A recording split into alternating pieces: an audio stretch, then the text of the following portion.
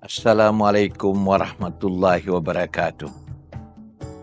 Aidil Adha adalah hari kebesaran Islam sebagaimana jua Aidil Fitri yang disambut dengan takbir, tasbih dan tahmid oleh seluruh umat Islam seantero dunia bagi membesarkan keagungan Tuhan yang Maha Pencipta di samping kita sebagai hambanya mensyukuri nikmat dan rahmat kehidupan yang dianugerahkan kepada kita di alam ini.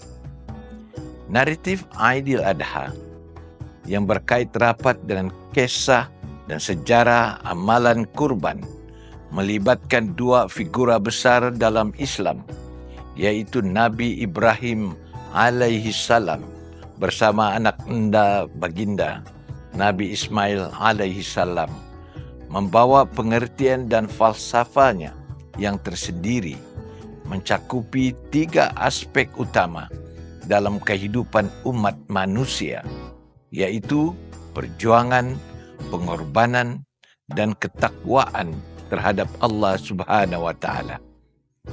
Justru Aidil Adha yang jatuh sempena bulan haji ini merupakan bulan suci yang di dalam mengandungi segala rahsia yang terkait dengan apa yang disebut sebagai hablum minallah dan hablum minan nas, yaitu hubungan insania dengan Tuhan yang Maha Pencipta dan hubungan kita sesama umat manusia.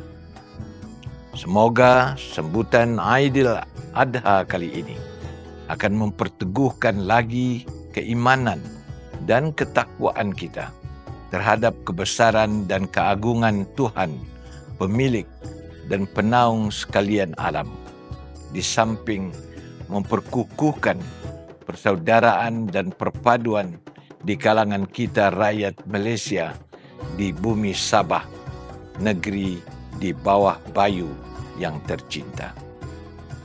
Selamat Hari Raya Aidil Adha daripada saya serta keluarga kepada seluruh rakyat yang dikasihi di mana jua anda berada.